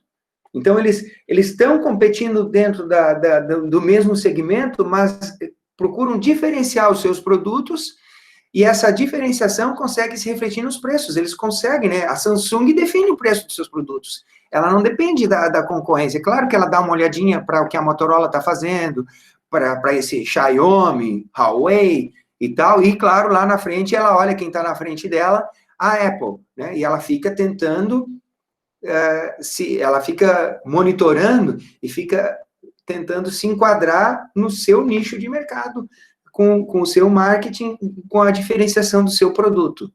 Então, talvez seja o melhor exemplo de concorrência monopolista. Para falar da agricultura, só para encerrar aqui, ó, nós temos esses nomes feios aqui. Aliás, antes desses nomes feios, vamos ver exemplos clássicos de oligopólio no Brasil. Tá? Oligopólio, quando tem pequeno número de vendedores ou de prestadores de serviço e grande número de consumidores. Nós temos clássicos oligopólios no Brasil, que é, por exemplo, revendas de automóveis, fabricantes de automóveis. Nós temos uma meia dúzia de fábricas de automóveis, já foi pior, né, no Brasil. Teve tempo que a gente só tinha Ford, GM e Volkswagen, década de 70, né, quando eu era piá aí, o Vladimir e o seu Antônio eram também jovens, né, nós tínhamos praticamente essas 3 marcas no Brasil. Algumas outras, pouca importância. E aí, o que aconteceu? No final da década de 70, início da década de 80, entrou a Fiat no Brasil. Então, deu uma mexidinha nesse oligopólio. Mas, mesmo assim, ficou toda a década de 80 até o meado da década de 90 com essas 4 grandes fábricas. Né? A única diferença é que entrou a Fiat. E aí, depois, começaram a entrar outras fábricas, mas, ainda assim, nós não saímos dessa situação do oligopólio. Né? Poucas empresas dominando o mercado de automóveis e um grande número de consumidores. Qual a consequência disso? Quem não sabe qual a consequência disso? Quem gostaria de abrir o microfone e dizer qual a consequência de nós termos, ao longo desses anos, essa tradição histórica de ter um oligopólio no mercado de automóveis? Me fale aí em 3, 4 palavras, uma frase, no máximo. Qual a consequência, pessoal, que nós vivenciamos todo dia aqui? Pode falar. Repete a pergunta aí, professor. A pergunta é, vocês concordam que o mercado de automóveis no Brasil é um oligopólio? Poucos vendedores, poucas fábricas e grande número de consumidores. Todos os brasileiros são potenciais consumidores, né? Ou seja, compradores de carro. Qual a consequência de, no Brasil, ser um oligopólio tão estreito em relação a outros países? O que acontece para o brasileiro? O valor Exatamente. do produto, o valor alto do produto. Exatamente. Nossos carros são mais caros que os outros. São Sem mais opção, né, professor? Oi? Acho que sem muita opção, né? Teria que comprar. Exatamente. as Tem marcas poucas que tem. opções, os carros são menos seguros, menos confortáveis, menos itens de segurança e de conforto e mais caros. Por que eles fazem isso? Porque eles podem, eles estão no oligopólio. A concorrência é menor. Se tem menos concorrência, você tem menos pressão, menos esforço para que você melhore seu produto. E também não precisa baixar o preço. Então, a situação fica confortável. Querem ver? Vamos ver um outro oligopólio no Brasil. Os bancos. Apesar de surgir os bancos digitais, agora as fintechs, o que a gente tem? Banco do Brasil, Itaú, Bradesco, Caixa Econômica, um pouquinho belisca ali o Santander. Temos 5, 6 bancos que dominam o serviço bancário no Brasil. Qual a consequência? Mesma dos carros. Serviço ruim e valor alto. Ok? Então, a gente precisa aprender a reconhecer elas e também identificar as consequências dessa estrutura. Ok, pessoal? Vou falar desses nomes feios agora, para encerrar. Eu não estou vendo o chat, tá, pessoal? Não aparece o chat aqui para mim. Então, se alguém fez pergunta no chat ou comentário, tem que abrir o microfone e falar. Eu vou falar desses 2 palavrões ali, ainda. O oligopsônio e o monopsônio. Para vocês não dizerem que não aprenderam nada hoje, né? Nós vamos falar desses 2 palavrões. Oligopsônio e monopsônio. Tinham já ouvido falar nesse palavrão? Provavelmente não, né, pessoal? Bom, essas estruturas de mercado são mais comuns de acontecerem aqui no ambiente do agronegócio, na agropecuária, tá? Vejam, o gráfico já nos dá uma dica. Ó. Um grande número de vendedores ou um único consumidor, ou um pequeno número de consumidores. Se for um pequeno número de consumidores, oligopsônio. Se for um único consumidor, monopsônio. Vamos entender isso com exemplos, que vai ficar fácil para vocês. Plantar soja. Se vocês forem trabalhar aí depois de formados, orientar agricultores, ou vocês mesmos resolverem empreender e virarem produtores de soja, vocês vão conhecer e entrar no mercado de soja. Para produzir soja, existe algum impedimento para o cara ser um plantador de soja? Veja, a soja está chegando na nossa região também. Não existe nenhum impedimento para você ser um produtor de soja. Tem gente que está largando arroz para plantar soja, certo? Então, você pode ser um vendedor de soja. Tu pode preparar a tua terra ou arrendar uma terra e virar um produtor de soja. Então, soja, existe um grande número de produtores de soja, certo? Então, ele está aqui no gráfico como um grande número de produtores, de vendedores de soja, porque você virou um produtor de soja. Agora, realizem comigo o seguinte, tá? Eu vou produzir tantas sacas, tantas toneladas de soja. Para quem você vai vender a soja? Já pararam para perguntar? Quem vai comprar essa soja toda? Aí o número de compradores para soja é pequeno. Não é um único, certo? Mas é pequeno. Tu vai vender para um grande cerealista. Para alguém que tenha os silos, que tenha a logística, a estrutura de transporte e armazenamento para levar para o porto, para exportação, que tenha contatos, que tenha compradores na China, nos Estados Unidos ou em qualquer parte do mundo. Essa soja vai para exportação. Então, você não vai vender direto para a China. Tu vai vender para um cerealista. E os cerealistas estão em pequeno número. Vocês estão captando? Qualquer um de nós pode ser produtor de soja. Mas nós não vamos produzir a nossa soja e vender para qualquer um. Nós vamos cair na mão de uma cooperativa, de um cerealista. Então, o que caracteriza o mercado de soja hoje no Brasil, ele é chamado de oligopsônio, onde tem um grande número de produtores de soja, né, um número enorme, milhares de produtores de soja, mas um pequeno número de compradores. O nome dessa estrutura é oligopsônio. Vamos ver um outro exemplo. Produtor de leite. Quer produzir leite? Quer passar trabalho? Quer sofrer? Vai fazer o teu plantel de vaquinhas de leite, cuidar de pasto, comprar suplemento, comprar ordenhadeira, pegar empréstimo no banco. Vai se lascar para valer mesmo. E aí você produz leite. Vários são os produtores de leite. Vamos pegar na nossa região. Vários produtores de leite. Então, você achou que leite é um bom negócio, fez um estudo de mercado e decidiu ser um produtor de leite. Beleza, está produzindo leite. Você, seu vizinho, todo mundo na região produz leite. Para quem que você vai vender o leite? Às vezes, é uma única empresa atuando na região. Uma única empresa. Tem regiões onde, regiões produtoras de leite, só tem uma empresa compradora. E quando isso acontece, um único comprador, tu tem o monopsônio. Por isso que a gente encontra tantos vídeos na internet do pessoal que produz leite se lamentando, se queixando, dizendo que gasta tanto com remédio, com vacina, com ração, com tudo que é necessário para a produção de leite, e na hora de vender, a 90 centavos o litro, 80 centavos, de uma forma meio arbitrária, é definido o preço que ele vai receber. Sem distinção, sem diferença na qualidade do produto, né? Por mais que você cuide da mamite e não sei o quê, só tem um comprador e ele que vai estabelecer o preço. O nome dessa estrutura é monopsônio. Certo, pessoal? Então, para não me estender muito, fiquem com essa classificação de Stackelberg, a classificação das estruturas de mercado, que vai de monopólio à concorrência perfeita até monopsônio.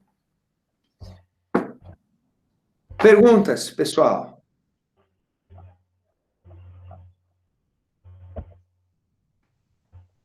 Vamos ver se no chat tem perguntas.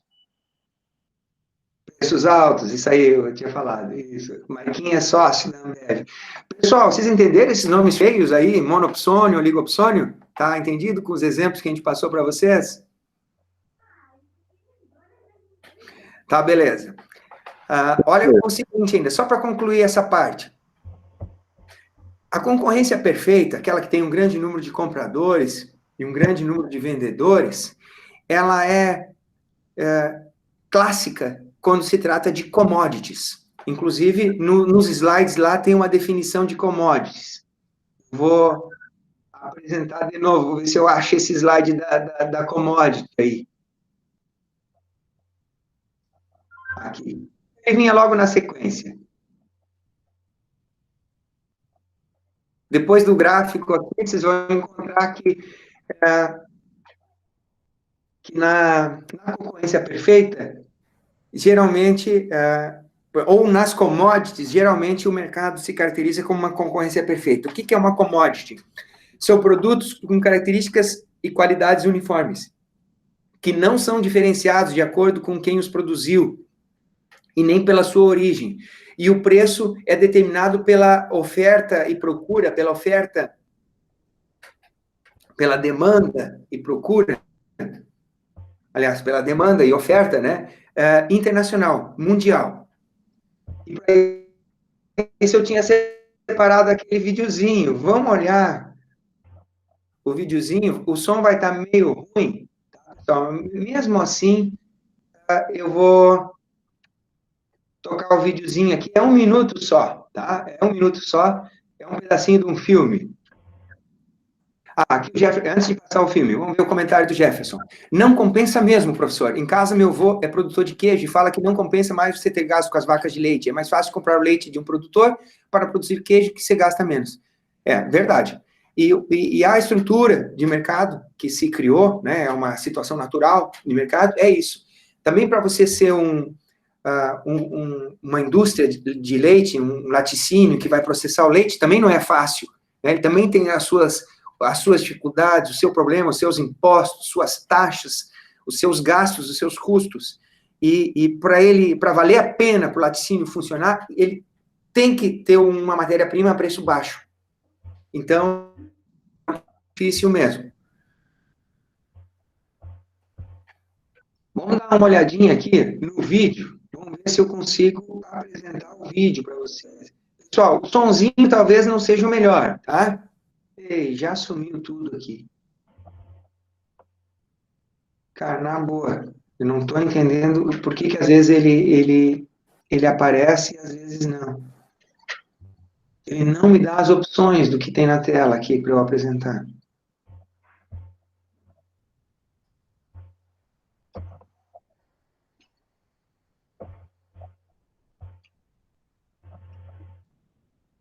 Vou pedir um pouquinho da paciência de vocês, o sistema aqui não é perfeito e eu ainda também não domino aqui o negócio. Tá. Vou apresentar o videozinho de 1 minuto, tá, pessoal? Um pedacinho de um filme. Esse filme chama Trading Place. O nome em inglês é melhor. Trading Place, ele tem um duplo sentido. Trading Place, trading quer dizer comprar e vender, né? E places é lugares. Então, ele diz comprar e vender lugares, e ao mesmo tempo diz trocar de lugares. É um filme já da década de 80, muito bom. Ele aborda, tem como pano de fundo, né, como cenário, o mercado de commodities. O mercado de commodities em Nova York. Então, só para vocês entenderem a cena, 2 grandes commodity brokers, que são os irmãos Duke e Duke, são 2 irmãos, eles são commodity brokers, ele fala isso no começo do vídeo, que são compradores e vendedores de commodities. E eles fazem uma aposta de que eles podem transformar qualquer um num grande empresário do ramo. Aí eles pegam um mendigo que tem na rua, que no caso é o papel do Ed Murphy, né? Um mendigo na rua, e fazem uma aposta, um irmão aposta que sim, outro irmão aposta que não, aposta que eles podem transformar o mendigo num grande executivo do mercado de commodities. Eles fazem essa aposta, eles tiram o mendigo de lá, dão um banho nele, botam uma roupa e vão explicar para ele o que ele tem que fazer no mercado de commodities. E esse é um pedacinho lá do começo do filme, onde eles vão explicar para o mendigo que eles pegaram na rua o que são commodities. Tá? É em inglês, então não se preocupem muito com o áudio, vejam mais as imagens, depois a gente complementa. Ok? Então, é 1 minutinho só, vamos lá, acompanhem.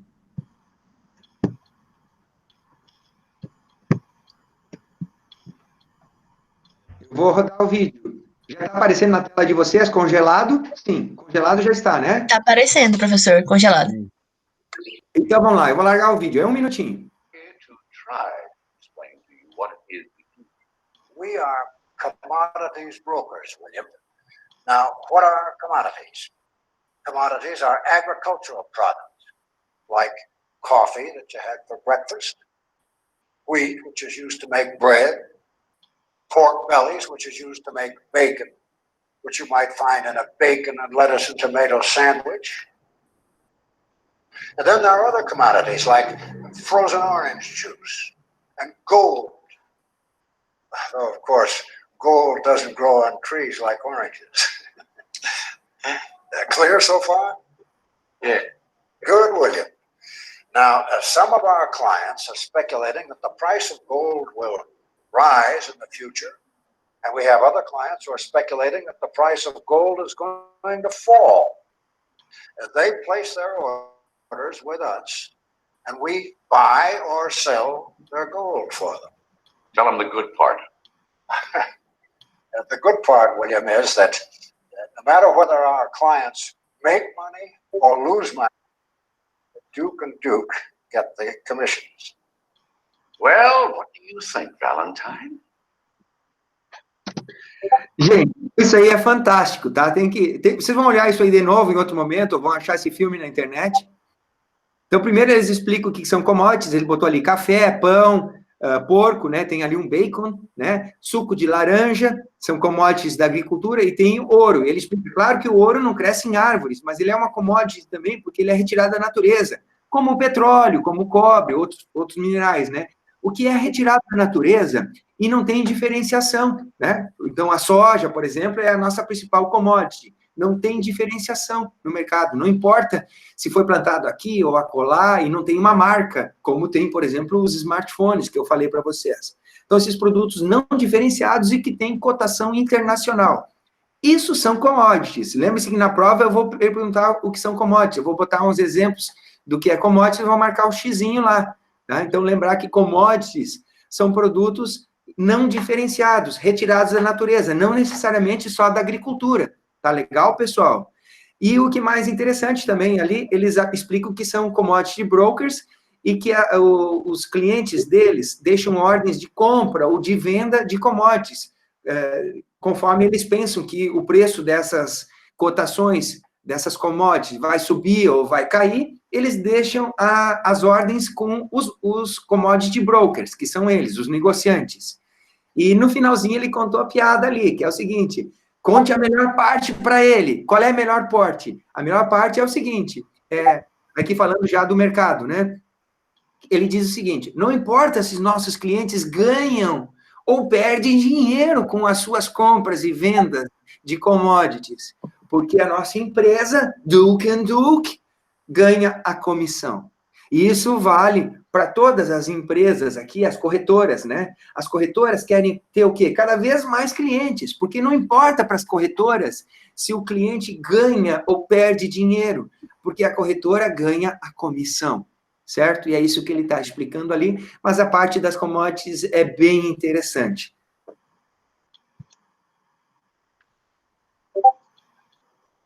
Tá visto, pessoal? Então, a definição de commodities, o que são as commodities? São produtos da natureza, certo? Sem diferenciação e que tem mercado internacional. Então, muito cuidado, às vezes algum produto é retirado da natureza, mas não é uma commodity, certo? Para ser uma commodity tem que ter cotação internacional. Ok? Uma commodity tem fácil comercialização, ele tem fácil liquidez, então vende muito fácil para ser uma commodity, beleza? Bom, nós estamos já esgotando o nosso tempo. Então, Acho que vocês estão aí ainda. Eu vou mostrar só os materiais que eu deixei para vocês lerem, tá, pessoal? Vai ficar uma tarefa para vocês. Vocês vão ler os materiais bem tranquilos. Eu vou deixar umas perguntas aqui em áudio para vocês. Professor. Opa, pode falar aí. Quem abriu o microfone? Posso fazer uma última pergunta? Pode fazer várias, não é a última, não. Pode fazer. É sobre a Ambev ainda. Tá, sim. Na década de 2010, quando a Brahma e a Antártica estavam para se juntar, para aí então formar a Ambev, eles tiveram algumas implicações com o governo, né? Justamente por esse motivo do monopólio. Então a pergunta é, até que ponto que o governo pode se meter na compra e venda de uma empresa? A pergunta é, não tem limite, tá? O governo pode fazer o que quiser, o governo tem a faca e o queijo na mão, tá? O Brasil é um país com alta interferência do governo. Vocês viram naquela classificação lá do Índice de Liberdade Econômica, tá? Então, teoricamente, Vitor, o governo pode fazer o que quiser. Na prática, não deveria fazer, porque isso é muito, muito prejudicial.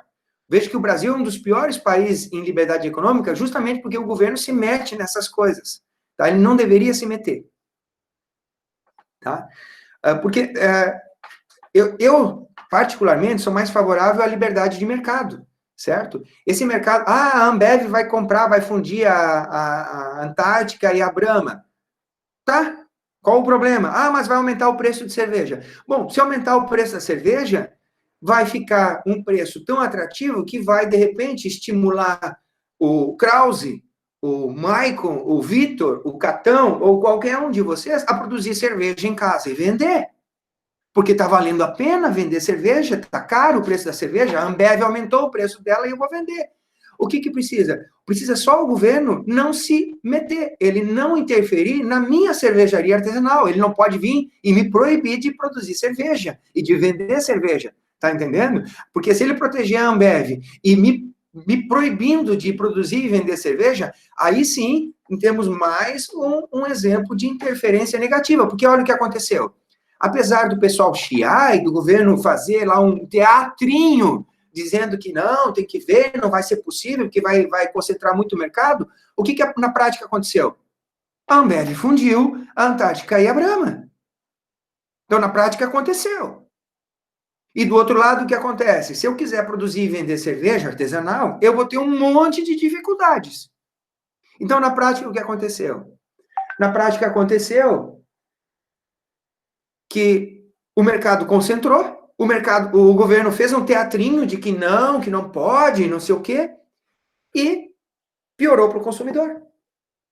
E por que piorou para o consumidor? Porque as cervejas artesanais têm uma série de barreiras, dificuldades de entrar no mercado. Tá bom, Vitor? Então, na verdade, o governo não deveria se meter, nem para um lado, nem para o outro. A Ambev quer comprar tudo? Compre tudo. Vai aumentar o preço da cerveja? Deixa ela aumentar. Porque se ela aumentar o preço da cerveja, vai estimular a concorrência. Então, você vai produzir cerveja também. O que não pode é o governo aí entrar e te impedir de produzir e vender cerveja. Que basicamente é o que aconteceu no mercado aqui. O governo fez um teatro, facilitou a fusão da Ambev e continua dificultando a entrada de outras marcas de cerveja.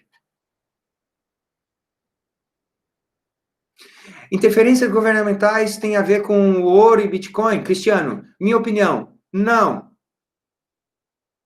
Minha opinião, não tem a ver com interferência governamental. O ouro e o Bitcoin, principalmente o ouro, tá? Porque o Bitcoin ainda, o pessoal não sabe, né? Tá ali pisando em ovos, tá pisando em terreno pantanoso. O Bitcoin a gente não sabe se vai ser uma fonte segura de reserva de dinheiro, tá? O Bitcoin não é para servir de reserva de dinheiro. Na verdade, ele não nasceu com essa finalidade. Ele nasceu com uma finalidade de servir como moeda de troca internacional, sem interferência dos governos. Então, o pessoal está aguardando o Bitcoin como guarda-ouro, por exemplo. Ele não nasceu para isso. Então, o Bitcoin valorizou, não dá para saber bem se isso é seguro. Agora, o ouro, com certeza. O ouro é uma questão da oferta e da procura, é um metal raro, né, que tem o seu valor, tem uma série de utilidades, e é uma reserva. Em momentos de crise, sempre o ouro vai subir. Em momentos de crise, o ouro vai subir. Nós estamos num momento de crise agora. E uma crise dupla ou tripla, né? Porque não é só a crise do Covid, né? Nós temos a crise também da instabilidade que sempre existe, mas às vezes ela fica mais aflorada, né? que é do domínio do poder internacional, do poder mundial, né? Hoje nós temos os Estados Unidos, que ainda comandam a economia mundial, mas nós temos em ascensão a China, com o apoio da Rússia. E por que a China tem o apoio da Rússia? Não porque eles se gostem, mas porque a união dos dois gera poder para conseguir competir com os Estados Unidos. Tá? O que a China e a Rússia estão fazendo nesse momento? Eu acho que eu já comentei em sala de aula. Eles estão comprando os estoques de ouro do mundo. E por isso, esse é um dos motivos, não é só a epidemia. É em função da China e da Rússia estarem comprando os estoques de ouro do mundo. Para quê? Para formar lastro, para bater o dólar. Certo? A única maneira que eles encontraram hoje para competir com o dólar é uma moeda que reflete a economia americana. A economia americana é a economia mais forte do mundo. Então, a moeda reflete a economia. O dólar é uma moeda forte porque a economia dos Estados Unidos é forte, é a maior economia mundial. Certo? O real é fraco porque a nossa economia é fraca. Para a China e a Rússia terem uma moeda para competir com o dólar, eles não vão conseguir com as suas economias apenas. Eles vão ter que usar uma moeda que tenha lastro. E essa moeda chama ouro. Tá? Eles estão comprando o ouro do mundo para tentar derrubar o dólar. E esse é um motivo que está fazendo o ouro subir bastante. Junto com a epidemia, o medo na economia, das incertezas da economia, está fazendo o pessoal comprar o ouro também. Ele sobe por causa disso. Então, o ouro sobe por causa da epidemia e o ouro sobe por causa da tentativa de domínio, de hegemonia econômica da Rússia e da China. Esse é o motivo que eu encontrei, tá, Cristiano? Então, vamos ver os materiais que eu trouxe para vocês lerem. Claro que se vocês quiserem interromper a qualquer momento, fiquem à vontade, tá? Os materiais que vocês vão ler que eu deixei no Siga. Sumiu de novo aqui.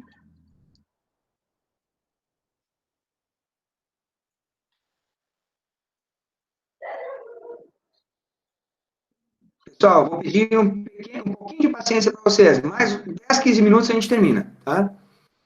A gente termina. Então, tá aparecendo na tela para vocês a história do agronegócio. Sim? Alguém abre o microfone e responde aí, por favor. Tá aparecendo. Sim, professor. Beleza. Esse artigo tá lá no Siga. Gente, 3 páginas só, tá? Como eu disse, nós não vamos perder tempo com isso. Dê uma lidinha. Eu procurei o artigo mais resumido que tinha sobre isso e tô pedindo para vocês lerem, tá? É 3 páginas só. É só para dizer quem não sabe nada, para vocês que estão passando pela disciplina de economia, não sair falando também bobagens por aí, tá? Então, saber da história aí da borracha, do café e tal, e o que é importante hoje no agronegócio no Brasil. Dá uma olhadinha, mudou a tela, tá aparecendo projeções do agronegócio ou não? Sim. Sim. Sim, beleza. Esse material já tem mais páginas, tá? Projeções do agronegócio. Pessoal, aqui vou pedir especial atenção para vocês. Isso aqui vai fazer diferença para vocês, tá? Vocês vão ser agrônomos, vocês têm que ter noção do ambiente que vocês estão ingressando, tá? Então, aqui tem projeções, essa é a projeção oficial, é da Embrapa, tá? Essa semana eu não vou deixar vídeos, semana que vem eu vou deixar alguns vídeos para vocês assistirem, são vídeos curtos também, mas essa semana são só 3 artigos, tá? Aquele primeiro de 3 páginas, esse aqui é um material da Embrapa que chama Projeções do Agronegócio, também não precisa ler tudo, mas eu quero que vocês me tenham condições de responder semana que vem o seguinte, com relação aos 5, 6 produtos principais, aí, vamos falar arroz, feijão, milho, soja, trigo e algodão. Vamos ficar nesses aí, tá, pessoal? Eu quero que vocês, semana que vem, tenham condições de me dizer o que vai acontecer com a área de arroz no Brasil, com a produção de arroz no Brasil. Vai aumentar, diminuir e por quê? O que vai acontecer com o feijão no Brasil? Vai aumentar, vai diminuir? Quanto? Esqueci dessa pergunta, tá? Quanto? E por quê? E o milho, o que vai acontecer? Vai aumentar e diminuir? Quanto que vai aumentar ou diminuir e por quê? Soja vai aumentar, diminuir, quanto e por quê? Algodão vai aumentar, vai diminuir, quanto e por quê? E trigo, bota trigo no pacote também. Vai aumentar e vai diminuir, ou diminuir, né? Quanto que vai aumentar o trigo e por que que a área de trigo vai aumentar? Por que que a área de feijão vai diminuir no Brasil? Vocês têm que ter isso muito claro, né? Para direcionar, para nortear o futuro de vocês como agrônomos, tá? E aí tem um documento excelente aí para vocês fazerem essa leitura, tá? Não precisa ler tudo, mas me traga essas respostas aí. Tranquilo? Por fim, tem um documento em inglês. Esse aqui, ó, que é tipo da União dos Agricultores dos Estados Unidos. É tipo a... Como é que chama aqui? Não é a UDR. Como é que nós temos aqui no Brasil? CNA, Confederação Nacional da Agricultura. Já ouviram falar? Já, né? Já ouviram falar em Confederação Nacional da Agricultura. Nos Estados Unidos, eles têm uma estrutura semelhante, até maior, que chama União dos Fazendeiros Americanos, um negócio assim. Eles têm esse documento aí, que é muito interessante, também para a gente se situar, para a gente se criticar, na linha do que o Vladimir indicou para vocês lá, olhar o vídeo do Brasil Paralelo, é tentar ler, ou pelo menos, eu vou ler a conclusão aqui para vocês. Esse documento da União dos Agricultores Americanos, que chama o seguinte, Farms Here, Forest There. Quer dizer, plante aqui, cuide da floresta lá. E esse plante aqui quer dizer plante aqui nos Estados Unidos. E cuide da floresta lá quer dizer cuide da floresta lá. Aonde? No Brasil, principalmente. E um pouquinho lá na Indonésia, um pouquinho na África, um pouquinho na Ásia lá, tá? Mas esse forest there diz respeito a nós. Eles estão dizendo, basicamente, o Brasil que cuide da floresta que nós vamos plantar. Por que que eles estão propondo isso nesse documento? Esse documento já foi várias vezes tirado da internet, foi tentado esconder ele, tá? Vou mandar o link onde ele está disponível na internet. Ele também, eu já achei ele e coloquei também no Siga. Vou ler a conclusão apenas para vocês, tá? Vamos ver a conclusão. Aqui, conclusão. Está aparecendo aqui a conclusão para vocês? Está aparecendo a conclusão? Então, vamos ler aqui, ó. Conclusão desse documento todo. Conservar florestas tropicais vai gerar ganhos significativos para os agricultores americanos e para os produtores de madeira americanos. E também vai dar alguma oportunidade de ganho para os residentes nessas nações, para os povos dessas nações. Então, a primeira parte, a primeira frase diz, ó, conservar as florestas, vou traduzir, o que eles estão querendo dizer? Conservar as florestas no Brasil vai deixar os madeireiros e os agricultores americanos mais ricos. E também vai sobrar uma migalhinha para os povos de lá, para os indígenas e não sei o quê, os povos de lá também vão ganhar alguma coisinha. O total estimado... Ué, está aparecendo alguém agora aqui para entrar? Então, o Antônio pediu para voltar. Ei. Voltar aqui a... Agora estou perdido aqui.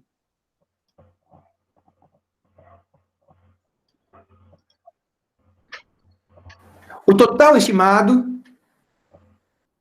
de aumentos dos lucros com soja, com óleo, carne e madeira estão entre 190 e 270 bilhões entre 2012 e 2030. Certo, pessoal? Então,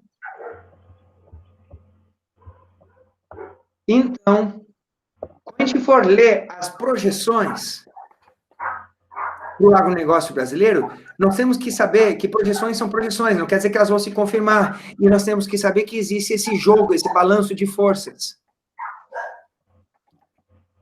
entre elas, essa pressão dos agricultores americanos para que no Brasil se impeça de aumentar o agronegócio brasileiro. Se impeça de aumentar, de que maneira? Forçando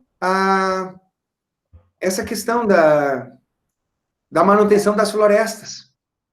Claro que é importante, né? Tem toda uma questão ideológica aí, ambiental, certo? Mas existe, vocês vão, não sei se vocês sabem, mas na Amazônia Legal, qualquer área na Amazônia Legal, tem que ter 80% de preservação. Qualquer fazenda lá tem que ter 80% de preservação da floresta original. E só 20% da área pode ser cultivada, certo?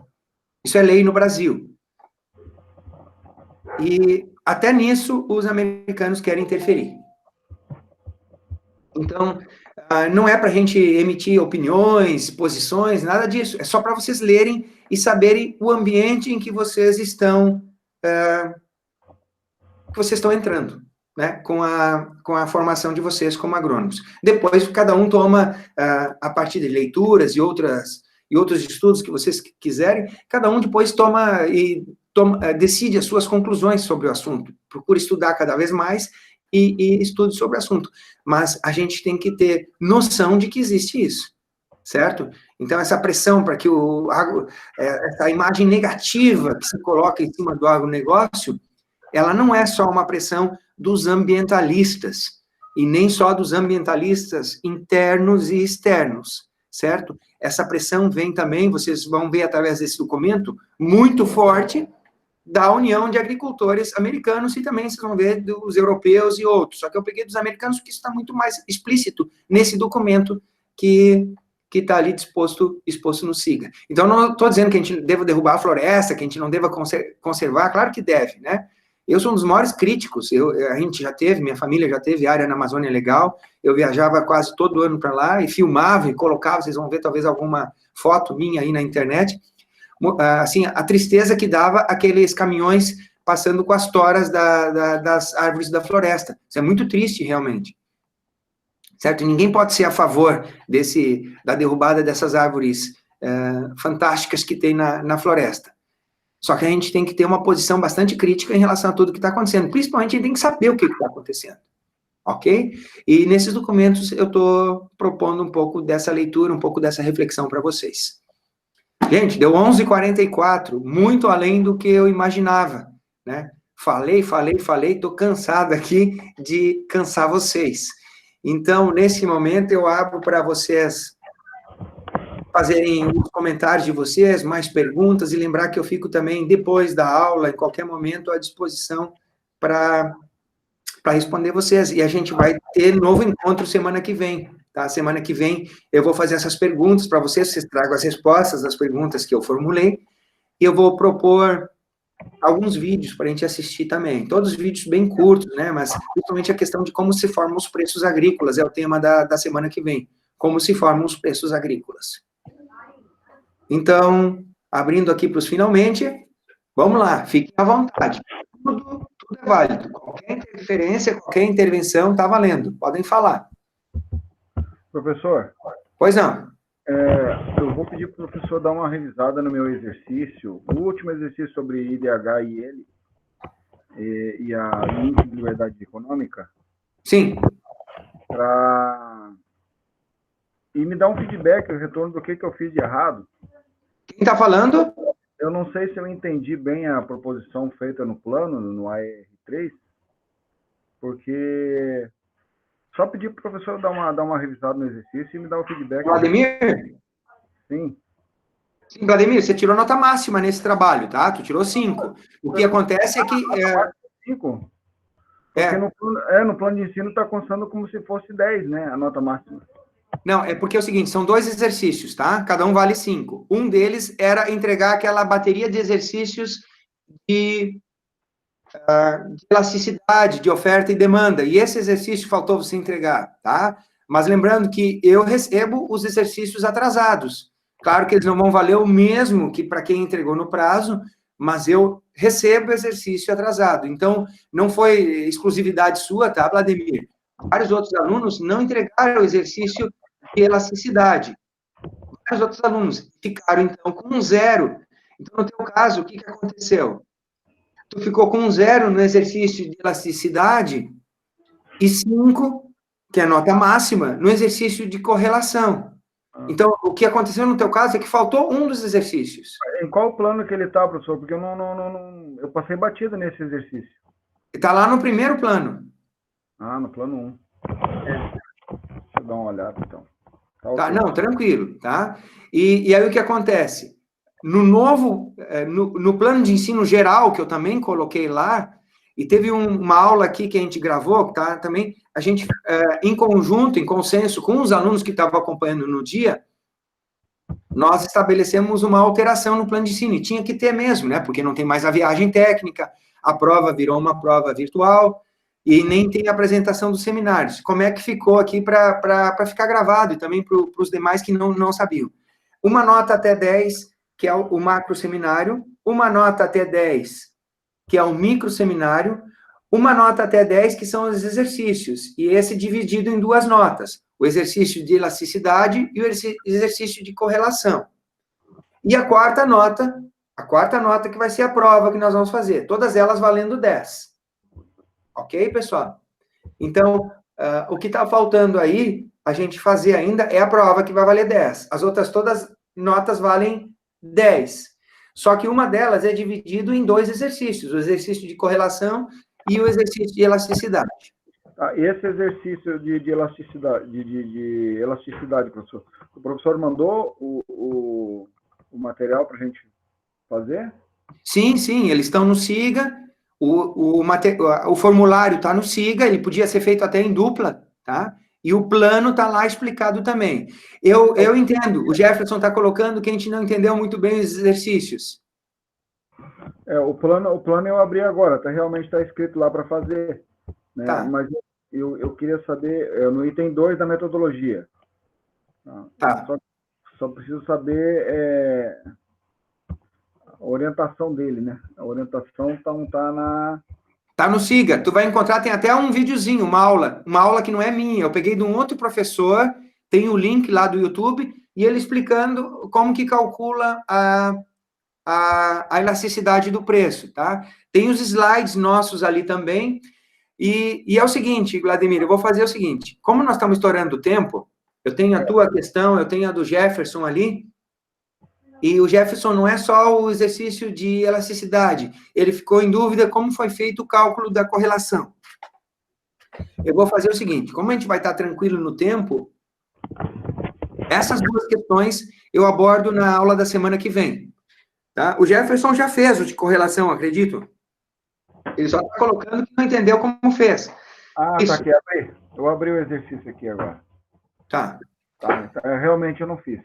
Tá, não tem problema, tá? Como eu disse, eu vou aceitar com atraso, tá? Todos eles eu aceitei com atraso, claro que, como eu já expliquei para ti e para os demais, com um desconto em justiça aqueles que cumpriram o prazo, tá? Mas aqui a ideia não é prejudicar ninguém, tá, Vladimir? Ok. Vou mandar, então. Hoje tá. mesmo... Jefferson, na hora da resposta à correlação, fiquei confuso. O Jefferson, a tua pergunta é muito interessante. Eu tenho assim, a impressão que vários alunos ficaram com essa dúvida, inclusive alguns perderam ponto por causa dessa interpretação no final. Eu vou te pedir uma paciência da gente explicar isso no começo da aula que vem, tá? Porque o pessoal aí vai estar mais fresquinho, vai estar com essa disposição, e nós estamos fechando quase 2 horas aqui de encontro, e vai ser muito mais aproveitado se a gente fizer isso semana que vem. Eu vou pedir essa paciência, essa tua compreensão, tudo bem? Beleza, então, tá? E a gente vai explicar, porque a ideia mais é que a gente aprenda mesmo, a nota é só um complemento, uma consequência, tá bom? Então, de novo, pessoal, agradeço aí o tempo de vocês, a paciência de vocês, continuo à disposição para qualquer esclarecimento, e lembrar que aqui a nossa filosofia não é prejudicar ninguém, tá? A filosofia é a gente diminuir o prejuízo em função da epidemia e tocar o barco, tocar o baile. Aquilo que a gente não conseguia aprender na disciplina, a gente vai ter oportunidade, talvez, ali na administração, de compensar, e o que não compensar na administração, eu tenho certeza que vocês, com a desenvoltura de vocês, vão conseguir fazer leituras e estudos por conta própria e vão dar conta também na vida de vocês, tá? E lembrar que eu vou estar sempre à disposição para auxiliá-los, mesmo que não seja na disciplina e mesmo que não seja durante o curso. Tá bom? Um grande abraço, uma boa semana para vocês, continuem se cuidando e talvez semana que vem tenha novidades sobre o retorno das aulas, né? Que a gente está bem ansioso com relação a isso, principalmente para o início do próximo semestre, uma vez que esse aqui já está condenado. Tá? Um grande abraço para vocês e tudo de bom. Até semana que vem. O vídeo dessa aula eu vou colocar no Siga também, tanto para quem de vocês quiser ver alguma coisa que tenha perdido, como principalmente para aqueles que não puderam participar. Então, tchau para vocês. Um abraço.